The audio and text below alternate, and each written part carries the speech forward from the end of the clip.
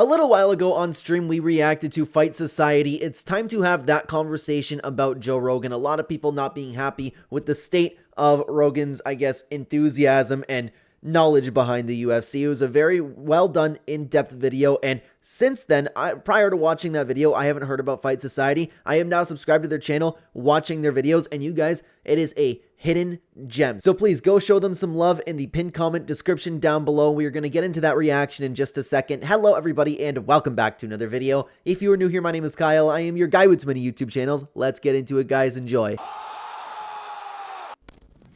The calf kick. Calf kick changed the fucking... Do you remember when the calf kick came into the game? If he's wearing a tie cup, a steel cup. Yep. Yeah, and of course, I obviously knew that this was going to be what we ended up diving into, man. Like, talking about the steel cup, Benson Henderson changing the game. It's funny how much of that has become a meme now. Which I also think should be illegal, because steel cups act as a leverage point as well. Joe Rogan's commentary. It's unprofessional, it's dumb, it's that of a casual MMA fan. Yeah, it's crazy because it actually is like a casual fan at this point.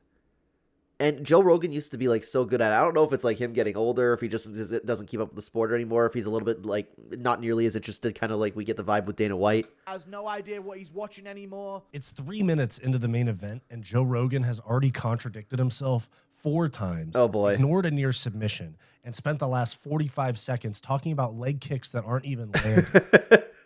It's literally though, man. Calf kicks, they've changed the game, you know. I love the memes that have come out of this, though. It's been so good, man. Well, there's plenty of talk about this in comment sections and by MMA YouTubers. There's no one brave enough in the UFC orbit to say something about just how bad Joe Rogan's commentary is. And I never thought about that. Plus, but here's the thing, too. I don't think that Joe Rogan's commentary is bad. I really don't. I just think that it's... I just think that he kind of rambles on about the same thing each card. Like, I know it's become a meme, but everybody can kind of predict what Joe Rogan's going to say with the calf kicks. They've changed the game. The steel tie cups, things like that. You can just almost predict like what Joe Rogan's going to say. The decline of Rogan's commentary isn't just noticeable. It's actually hurting the sport that we all love. See, I think that's an exaggeration, to be honest with you. I do. 25 years, he's been the soundtrack of the Octagon, but lately... something's been really off with Joe Rogan, from bizarre biases to technical lapses that would make a white belt cringe. Today, we're asking the question that nobody wants to ask. Has Joe Rogan checked out? The evidence is mounting. I don't know. He is getting up there in age because it's hard to believe that he really fell out of love with the sport. With Dana White, it would make more sense. Obviously, he probably sold most of his share in the UFC. He's defending John Jones to the point that he is. He doesn't care about making the best fights. Did he check out with Conor? No, not that far ago or not that long ago. I don't know, but it's just hard to believe somebody who's a fan of combat sports, who does a podcast, Fight Companions, all of that. It's hard to believe like Joe Rogan has checked out. I just think he might be getting old. The clips don't lie. And it's finally time to have that conversation about the man behind the mic. What's going on, guys? If it's your first time here, my name is Wyatt. This is Fight Society. We do MMA breakdowns, deep dives, investigations. Yeah, and this is my first time watching the channel too. So, guys, I will have the link and I will add it in the pinned comment description down below. Podcasts, live streams, basically any type of fun content that's related to combat sports, that's what we do. So today we're going to talk about Joe Rogan, the most important and probably most iconic UFC commentator of all time. And while Joe has done so much to grow this sport and brought so many eyes to the UFC through his podcast and his fame being associated with the UFC by being a commentator, but Joe's commentary has been showing some really, like, honestly concerning patterns lately. I get why you would use the word concerning too. I don't know. I just don't think it's that deep. That's the thing. I laugh at it. I go, oh, okay, there's Joe Rogan talking about the steel cups again. I just look at it. I laugh at it. I don't think it's like hurting the commentary at all, but I'm also somebody who believes like that the UFC has no bad commentator. I like them all in their own ways. And I still like Joe Rogan and his commentary. And I'm not trying to make this like a whole fuck Joe Rogan type of video, but as a hardcore fan, I'm getting tired of low effort commentary from the organization that's charging $80 per pay. Now, I agree that this is very, very expensive. It's outrageous that they're charging $80 for us to watch a pay-per-view now. I don't know if I want to call it low effort from Joe Rogan. maybe he's, I don't know, maybe he just doesn't keep up with the sport anymore. He's probably still trying. Like, he's getting excited for some of these fights. I don't know. Pay-per-view. It's the same thing with the card quality that I have a problem with. It feels at times like the UFC is kind of ungrateful for the fan base that they have today. Now, Joe Rogan was actually with the UFC back in the 90s before the Zuffa era at all, and then he was brought back in once Dana White purchased the organization with the Fertitta brothers, and Joe Rogan was just doing commentary for free. They would just give him some tickets so that his friends could sit cage side. And that's how excited he was. That's how excited Joe Rogan was to actually get in there and actually commentate for the UFC. And he's probably still very, very grateful. You just get my point. Joe Rogan did like the first 12 or 13 shows for free. He said, fuck yeah, I'll come there and do it and sit in the best seats in the house and everything else. One of the best things about Joe Rogan on commentary was his ability to articulate what was going on in a fight and explain it to the people watching during a time that MMA and UFC was just so taboo. Now, here's the thing. Was that only because Joe Rogan knew more at the time, or most people, like the commentators weren't fighters? Like, now you have people who know more things than Joe Rogan. You have guys like Paul Felder, Daniel Cormier. Just by being next to them, Joe Rogan might be viewed as like, I don't want to say beneath them, but they're actual fighters. They know more than Joe Rogan.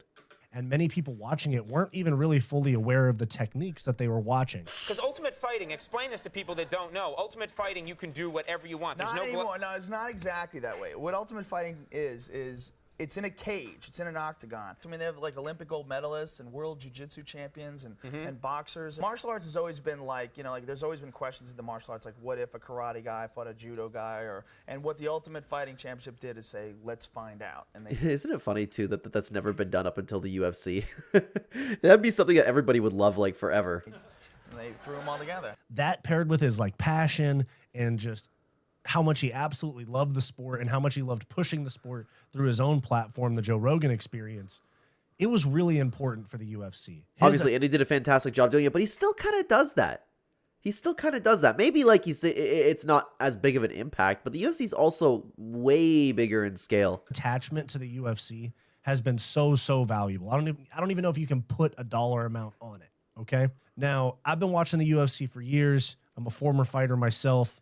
I love the UFC, and I care deeply about combat sports and the health of the industry and the products that are getting put out, because, I mean, it directly correlates with my ability to make videos. So let's get into it. Here's some of the evidence of Rogan's slip-ups on commentary. Hang on, let me guess. The tie cups, calf kicks, Benson Henderson changes the game. What else am I missing? Okay, at UFC 259, his analysis of Israel Adesanya. I thought we were going to get into Joe Rogan, like, just repeating the same things over and over. Losing to Jan Blachowicz was just some of the most biased and inaccurate commentary that I heard during a fight, but he also kind of changed the narrative of the fight. Now, I've never went back and rewatched this fight. Maybe it's because I didn't notice, because typically I always watch fights with either my family or my friends. I didn't really pay attention to that commentary, but I remember everybody like going crazy about it. I need to go back and check that out. I don't know if he's going to play any clips. Afterwards. Now I feel like it stepped over that line where it can no longer be justified. He is the most biased commentator I've ever heard. I've never heard such biased commentary in my life. Eating feints? There's no such thing as eating feints. I've seen those clips. MMA. They are feints. They are not moves. They are not being thrown towards you in some kind of way that's going to hit you in the face or the body and hurt you. They are feints. By the way, speaking to the Guru, if you guys haven't watched that that podcast that he did with Mighty Mouse, it was so good, those two going back and forth. Fucking Izzy's dick the whole time. He also did the same thing at UFC 278, where he was basically writing Leon Edwards' obituary right before he kicked Kamaru Usman's head off. But okay, that one makes sense though. That one makes sense. Ooh, I don't know if we can show. Okay, I'm going to get rid of the highlight there because I would imagine that the UFC is always looking for people to copyright strike. May have resigned himself he's to not using losing it. a decision. Well, that's what Dean Thomas said. Yeah. Dean feels like that would be a moral victory for Leon Edwards. But that is not the cloth from which he is cut. I mean, that is a dejected... Okay, to be fair, this specific one, it made a ton of sense. Hey, Hugo, what's going on? I heard Joe Rogan said Clenbat beats prime Conor McGregor, and I agree. Yeah, that's what Joe said. That I guess he's very delusional, eh? Dude. This one is a justified, like, write-off of Kamaru Usman. There it is. Oh my God. And very recently at UFC 313, the most recent pay-per-view, he said that calf is destroyed about Magomed Ankalaev's calf in the first round. And from then on, Magomed Ankalaev had no mobility issues like he did in the Jan Blachowicz fight. He did take a lot of calf kicks, but by no means was the calf destroyed. Yeah, he looked okay that entire time. It's just, I don't know if, like, maybe people are looking a little too deep into it. I just haven't paid that much attention to the things that Joe Rogan says. It's not a big deal. It doesn't ruin the card for me. Something else that the fans point out is the way that Rogan is biased in his analysis of fighters before and after fights on his podcast. So not even just on the commentary, but even on his own podcast, which I guess you can, which I'd say you can directly connect the two, because so many people that are UFC fans also watch Joe Rogan's podcast, especially if it's one of the MMA episodes. Yeah, so those videos pop off, but I don't even think it's like a bad thing to be biased. It's just you can't really show it when you're commentating. You can't do the Israel Adesanya, Jan Blachowicz type thing. A couple of things that he carried over from UFC onto his podcast that were just absolutely insane takes. Saying that Adesanya outstruck Jan Blachowicz and that it was the size and the grappling, but if you look right here, and like I said a few minutes ago, Jan Blachowicz outstruck Israel Adesanya. Yeah, but what about all those feints that he was eating? He was getting him with all the feints. Literally every single round of the fight. Another one that was just an insane take was that Jorge Masvidal could beat GSP. You look at GSP's victories, I mean, he beat some very good guys, but I think the guys Kamaru Usman beat, Colby Covington, Jorge Masvidal, Tyron Woodley, I think they're better. Wow, I forgot about that. I remember seeing that clip. I will give him Tyron Woodley. Prime Tyron Woodley? Ooh. Oh, I know I'm going to get crucified for this one. I would pick a Prime Tyron Woodley to beat Prime GSP. I would. But Masvidal, and who else did he say? Colby Covington? No chance. I think Masvidal's GSP level? Yeah. Really? I think if Masvidal was around during that time, he would be dangerous for everybody. Well, yeah, no, that's true. He's absolutely a dangerous guy for everybody, but he's definitely not a GSP level fighter. On another level. And I'll let you guys debate that one in the comments. But that was a highly, highly criticized take by Joe Rogan. Many people have also pointed out Rogan kind of falling back on just a few phrases and a few kind of concepts during fights that when all else fails and Rogan has run out of things to say because he doesn't do his research for fights, he falls back on. People forget, man, those calf kicks really got developed in the last 5 years. He's a marauder. And people forget, man, those steel tie cups can be used as a fulcrum to break the arm in an arm bar. No, I laugh whenever a bunch of YouTubers do the impression. I'm not good at it, so don't like, I don't want to hear about it in the comments because I know that I'm not good at it. People forget, man. People forget, man. Benson Henderson changed the game. There's just nothing that competes with high-level jiu-jitsu. Yeah, I mean, that one he still talks about. Yeah. What's that one? Get out of there, man. You do not want to be on your back with this guy. And meanwhile, the guy on the ground's getting the life pounded out of him. I'll play some clips, but the calf kicks, someone will have 2 calf kicks taken, and they'll be like, oh, he's injured now. He's not even going to be able to throw that leg for the rest of the fight. And the guy like throws a head kick with it. The next, 5 He's seconds like later. sprinting in the cage. Same with the steel tie cups, and then also with jiu-jitsu. I mean, I remember back on the last time Conor McGregor fought on that same card, Ilia Topuria KO'd Ryan Hall. It was just, it works. Oh, yeah, that one was crazy. You're right. The Ryan Hall glaze from Joe Rogan. Hey, Hugo. Hey, Clenbat. I just wanted to say I'm a big-time watcher. Really watch you MMA experts, Ariel Hawani and Netflix. You have an amazing personality. I love your UFC card breakdowns. Dude, thank you so much. That means a lot to me. I really, really appreciate that. I love MMA experts. I watch Ariel's show depending on who the guest, and of course, we all watch Netflix, eh? But I appreciate that. Thank you. Get him. It's going to get him. And it didn't. And Ryan Hall got KO'd. So now there are some commentators that will kind of contradict Joe when he says something way kind of I don't want to say out of line, but there's plenty of them that they'll offer like a deferring opinion for. Man, maybe this is the issue that I'm having with it, okay? Because there are so many things that he's saying, like, okay, well, these fighters check him. Joe Rogan has been saying this and that. I get like the popular ones that he's been saying, but I think it's a problem. Or I don't look at it as maybe an issue because I always watch fights. Again, the room's either full with my family or I have some friends over. So maybe it just doesn't matter to me because I'm not paying that much to the commentary. But everybody obviously has a problem with it, so I'm obviously in the minority here. Example, like during the UFC 278 sequence where Leon Edwards landed that head kick, when DC and Rogan were both saying he's resided himself to a decision loss, and John Anik came in with that's not the cloth from which Leon Edwards is cut right before the head kick. So somebody like John Anik, who's actually the man when it comes to commentary, in my opinion. I know some people get annoyed by him, but what? Who gets annoyed by John Anik? What? John Anik's commentary is great. I still do believe it. I will stand on this that the UFC does not have a bad commentator. I made a tier list a while ago, and I even had problems like doing that for the commentators. They're all so great. Of passion, knowledge, bringing facts to the fight that we didn't know about. It's John Anik. But Joe's biggest blunder by far most recently was at UFC 313, where he called Yasmin Lucindo a young man while she was about to walk into the cage for her fight. This is the problem, though. I just don't think it's that deep. He slipped up. He called her a young man. Like, it's not the end of the world. Against Amanda Lemos. This young man has tremendous potential. And other creators agree with me as well. This is Hey Jive Picks from the Home of Fight team and all of that.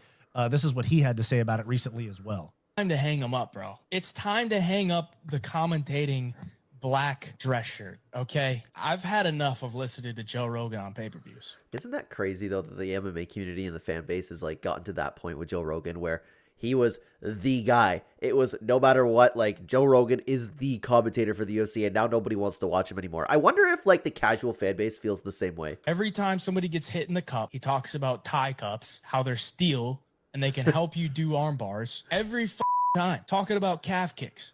Whenever we're getting ready for a fight. This guy is a monster. This guy is a marauder. Anik's the only good one on the commentary when it comes to the team of Anik, DC, and Rogan. Dude, I disagree with that. I think Cormier is excellent. And the DC don't offer anything. Okay, they really don't offer anything other than two guys watching a fight, and it's like being around that old guy. They tell you the same stories over and over again. That's what it is like for Joe Rogan. But I don't know, Daniel Cormier doesn't do that. Daniel has like a pretty good, I don't want to say banter. He has a pretty good back and forth with Rogan and Anik, man. Their reactions are great. It doesn't always have to be super, super analytical. That's the difference. Every single pay-per-view, it's steel cups, calf kicks. Like, we get it, man. We get it. Come up with something new. Like, tell me something about a fighter that I didn't know. The only person that ever says anything about a fighter that I didn't know is John Anik. Like, that's kind of what you're supposed to be doing. Like, I don't think Joe Rogan does any type of preparation for his job. Yeah, that's probably true. He resorts to very, very basic commentary for a lot of the prelim fights. I agree with that. I don't think Rogan prepares at all. If any of you guys watch Embedded, you'll see that during fight week, they have the fighter meetings where Anik, Megan Levy, Paul Felder, Michael Bisping, a few other of the commentators that do like the Spanish channel and the Brazil channel. And some of the producers and all of that. There's like 20 people, 15 people in a room, and they're interviewing fighters, basically where it's just the fighter being asked questions because they're gathering information about the training camp, their training partners, personal things leading up to the fight, what mindset shifts, and how did they come back from this fight? You guys have seen the clips, okay? I haven't been watching Embedded lately, but I never actually thought about that. Joe Rogan's never really present in those things. And Joe would do a great job. Like, what was the last face-to-face that we had? I'm pretty sure Joe Rogan was there. Like, Joe Rogan does a good job of, like, those types of settings. Rogan has never been present for those. Rogan, let's be honest, while everybody else spends an entire week doing prep work, I mean, I've watched podcasts and I've seen clips of Brendan Fitzgerald, Michael Bisping, John Gooden, Paul Felder, Dom Cruz, John Anik. You know, they got postcards. They have they probably do 20, 30, 40 hours of research. I don't know, because there was that whole thing about Cruz accusing Daniel Cormier of, like, having somebody do it for him. Or maybe it was Bisping, like, somebody having to do all the research for them, and them just having paperwork ready so they could fire off some stats. Oh, I don't know about this guy. He was back in the LFA, and he had a really, really good knockout against a really respectable fighter. I don't know. I have a hard time believing that everybody is doing research. But it does. To be honest, again, I don't think it's that deep. You can be a fight fan. I'm good with Joe Rogan. In the week leading up to an event because it's an actual job. Now, personally, I think Rogan just shows up, does this. He shows up on Friday morning, does the ceremonial weigh-ins on Friday afternoon, and then he commentates the fights, eats a couple edibles before he gets there. And it's just kind of like him and DC are almost there for like the vibes. It's not really like. But the other thing is, I enjoy that vibe. I enjoy the vibe between Daniel Cormier and Joe Rogan. They make, especially with Bisping's there, they make me laugh. I don't hate Michael Bisping either. Hi Ryan. He does prepare a little because Joe's info about Volkov helped me win big. He talked about how he's been working a lot of his takedowns. I bet big that he would have over 2 takedowns. Really? Wow, dude, it's crazy that are you talking about the last fight that he had? But yeah, hey, you know what? It does happen, and especially Joe Rogan also has a lot of connections to people. Maybe he just knows about the training camp too. But yeah, I don't think that Joe Rogan does nothing, but I certainly do believe that he does less. You know, DC seems to prepare, but DC doesn't really present himself in the most professional way. I hate to say it. Although I do appreciate like the looseness that Joe has compared to other like sports where all of the commentators are real stuffy. I just wish that Joe was more prepared and seemed to like care more about the fight itself, but it feels like sometimes he just likes to show up and talk about fights on his own terms, which kind of stinks when you're paying $80 for a pay-per-view. You know, but the thing is, I also don't pay $80 to listen to a particular commentator. I pay $80 for the fights, and those fights, like nowadays, are oftentimes not worth it, but I don't think about the commentators when I'm purchasing. But if you do, that's totally fair. I'm not like knocking anybody that does. You're sitting there, especially if you're like a consistent fan, you notice every time Joe Rogan's on there, it's the same things that I talked about, the same thing that Hey Jive Picks talked about. It's calf kicks, steel cups. People forget, man. I think that's my favorite one, dude. It never gets old. People forget, man. He's a marauder. Preparation issue is definitely a big part of it, where Rogan doesn't have any sort of preparation to be like, oh yeah, this fighter talked about in training camp how he put more focus on his wrestling than his striking, and that's gonna blah blah blah shit like that. But I also like the vibe that he has. Like Joe Rogan's more of the casual guy who comes up, and then you have somebody like Dominic Cruz who provides that analytical information. I enjoy all of it together, but again, totally fair if you don't. You know? What Rogan tends to do, and DC does it sometimes as well, as they essentially come up with a narrative for how the fight's gonna go before the fight happens, and then once the fight happens and it plays out differently than they thought, they don't adjust the narrative. Like, for example, with UFC 259, Adesanya versus Blachowicz, the fight was playing out so vastly different than Rogan. Yeah, they're talking about Adesanya striking, and then he starts getting taken down. I would imagine they're saying the same thing. Yeah, that was Volkov versus God. Before that fight, I never really went for a takedown in a fight, and he got 3. That's actually, looking back on that, that's a very solid bet. But that's awesome. I'm happy for you, Ryan. Had said it would. I mean, we thought Izzy was just going to totally outstrike him on the feet. If you listen to just Joe's commentary, he's ignoring strikes landed by Blachowicz, and he's glazing and hyping up feints by Adesanya, not even strikes being thrown. Rogan has a tendency to do that, where he just sticks to the idea of what he thought the fight was going to be. Yeah, literally. Someone can get pounded. Dude, my favorite ever is, hi, Betty. Welcome back over to this channel. My favorite is when you have a jiu-jitsu guy, and I love jiu-jitsu. I'm not hating on jiu-jitsu at all, but like the jiu-jitsu guy's getting pounded to death on the ground, and Joe Rogan's like, oh my God, you better watch out. You better watch out. This guy is an animal off of his back. Instead of adapting to how it really is. While there is a little bit more energy on the pay-per-views with DC and Rogan, it feels like subpar commentary, but that energy also has some like kind of side effects, because Joe Rogan is like what I would call a prisoner of the moment, where every fight that he's watching that's sick, oh, this is the best fight I've ever seen in my life. That's the craziest KO I've ever seen. And his eyes do get wide like that too. It's all the time like, oh my God. Or like I don't know. And I still don't know if he over exaggerates that just for the clips, because obviously they always get shit around like, you know, like he actually does that. And I don't know if he's just doing that to do that, or if that's his genuine reaction. I've never seen someone lock up a triangle so quickly. I've never seen someone with such a tight squeeze. It's always, I've never seen this. This was the best. Yeah. Like back to Andre Muniz. How much we were like, and I like Andre Muniz, man, but like the amount like that he was hyping up like the jiu-jitsu for that guy. Oh boy. And then the fighter proceeds to like go get destroyed. Blah, blah, blah, blah, blah. And don't get me wrong, I like the emotion and stuff like that, but objectively it's not true. Like Rogan will watch Leon Edwards' head kick at UFC 278, and then freaking 2 weeks later on a fight night, somebody will get like a kind of sick like combo that drops someone and they follow up with a TKO, like with punches. This guy is a different beast, let me tell you. This guy is a problem. And he'll go on his podcast and be like, that was the craziest finish I've ever seen in my life. That's actually a perfect impression of it. Like the facial expressions he had down. Look at that. That was the craziest finish I've ever seen in my life. He's so fast. Masvidal could beat GSP. Shit like that. I don't know if he's lost interest, but I think his schedule is just so crazy with his podcast and doing comedy shows and then kind of just like showing up for the UFC on Friday morning or whatever it is when the fights are on Saturday. It's almost like when we were in middle school and you realize 20 minutes before you have to be in class that you didn't do your homework and you're just like rushing it and you're like, I got it done. That's Rogan, okay? That's Rogan on UFC commentary. I don't know if that's the case, man. I don't know. I almost think it might just be he's getting old. You know what? I'm going to look it up right now. Excuse me for just a second. How old is Joe Rogan? Joe Rogan age. He is 57 years old. You know, it's about time where like this type of stuff starts happening.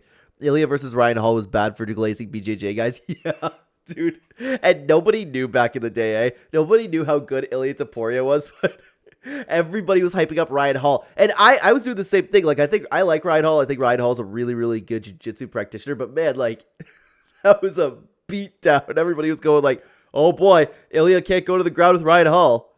And he used to be able to get away with this because the sport wasn't moving so fast and changing so quickly and new stars developing so fast. It used to be he could talk about the same 5 things, he could glaze jiu-jitsu, and it would be relatively accurate. But post-COVID, we've seen a massive, massive dip in Rogan's preparation for the commentary, but also just in his accuracy and professionalism as well. I wonder if it's when the UFC got new owners, but I'd have to look into like what exactly that happened. Now, the schedule demands are obviously a thing, but potentially it could also just be the fact that he only does US pay-per-views. So he's only doing like 6 or 7 events a year, while Anik's doing probably 20 because they have other people.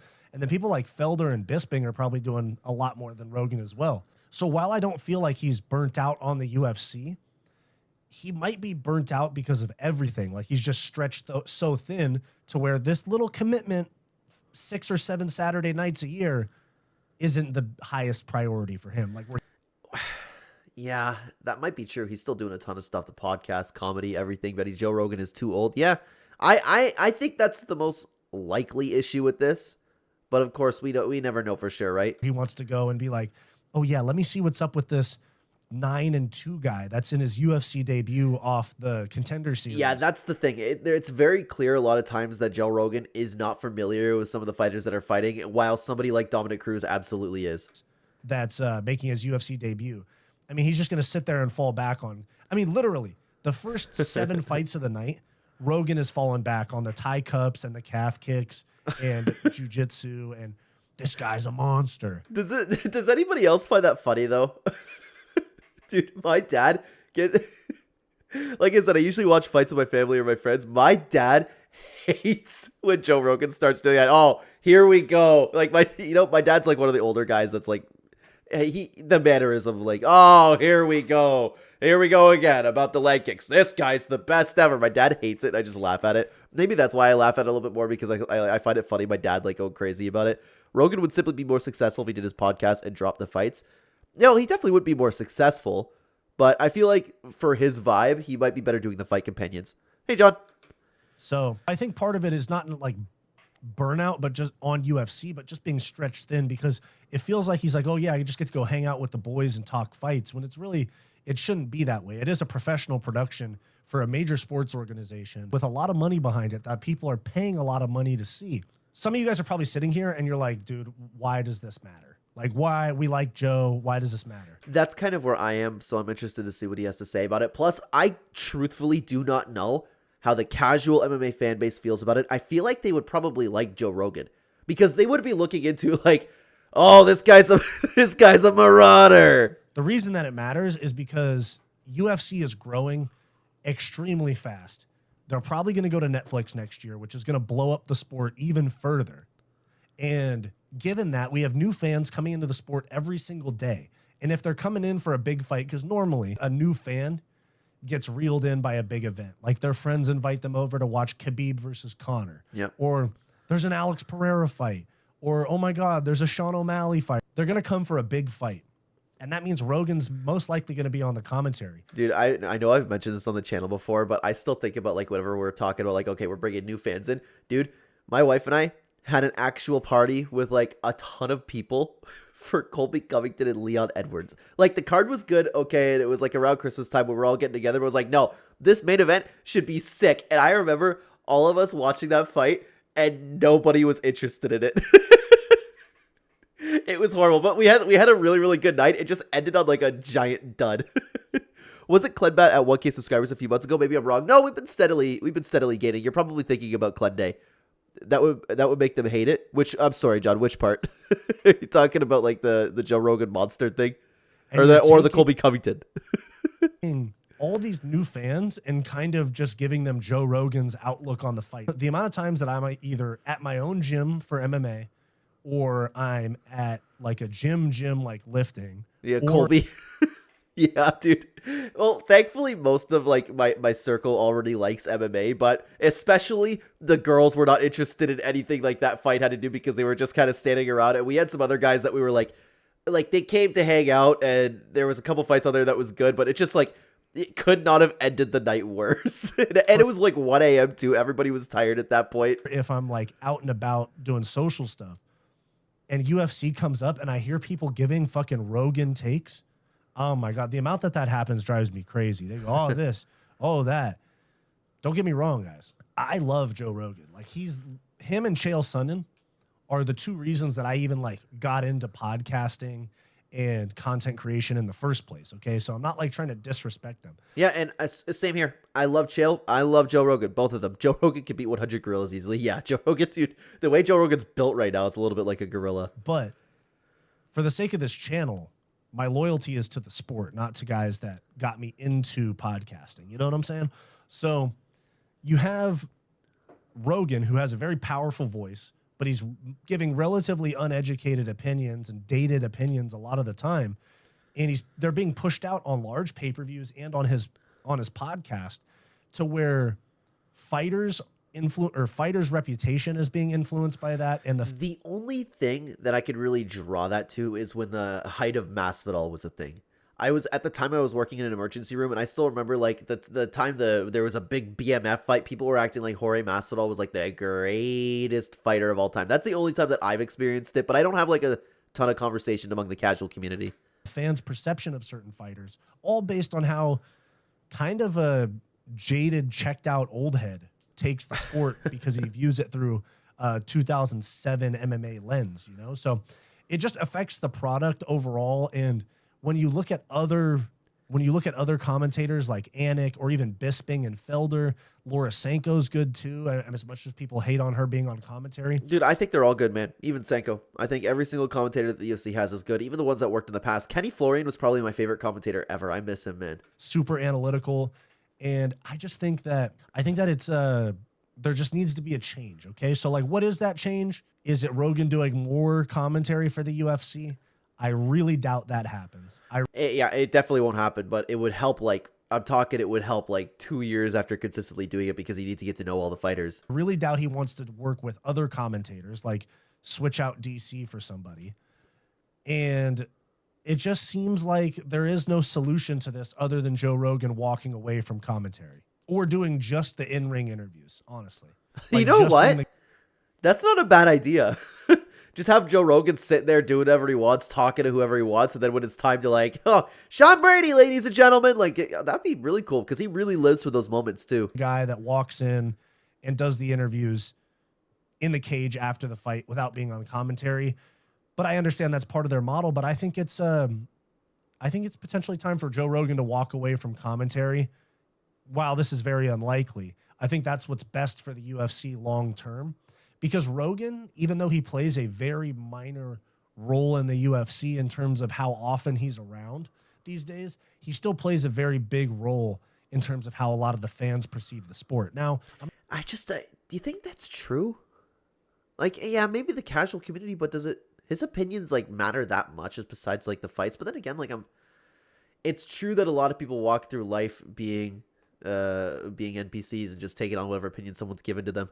Was it the DC analysis to remind you that you are the man? Oh, yeah. No, it was something like remember who you are. But that's what that DC always writes that type of stuff, dude. What about the weigh-in show not too long ago? Oh, crap. What was it? Oh, Suarez versus Whaley. Anik's like, we don't need to see a rematch between Tatiana Suarez and Cancer. I think it was her. I'm not saying all. But yeah, of you, that's always Daniel Cormier's keys to victory. The casual, especially the new fans that are getting into it because they listen to Rogan on like a fan. They listen to Rogan's podcast and that gets them into UFC. They're literally adopting Rogan's MMA takes like across the board. So I will say huge respect for Rogan. I'm not sitting here saying I don't like the guy or anything. I'm talking about just critiquing his commentary. It is bad for the sport, okay? And it's important to note, I'm totally with Fight Society here. I have all of the respect in the world for Joe Rogan. I'm a fan of Joe Rogan. I've liked Joe Rogan like my entire life. It's just like his commentary has gone down a little bit. Do you guys think Rogan needs to move on? I mean, I'm not trying to be a hater here, okay? I'm just saying constructive criticism helps us all, and I want the UFC broadcast to be as good as possible, okay? Well said. I care about the sport, and I care about combat sports as a whole. So I think Rogan on the commentary is doing a detriment to the sport. So let me know what you guys think down below. Did you like this video? Then like it. Yeah, it was a very good video. I hope you enjoyed that reaction, guys. And of course, I'm always looking for feedback over here on the channel. If you want to see more stream clips, reaction videos, things like that, please let me know in the comments. And if you want to continue watching the channel, YouTube thinks that you'll like this video the best. Thank you so much for being here and watching the video, everybody. Take care.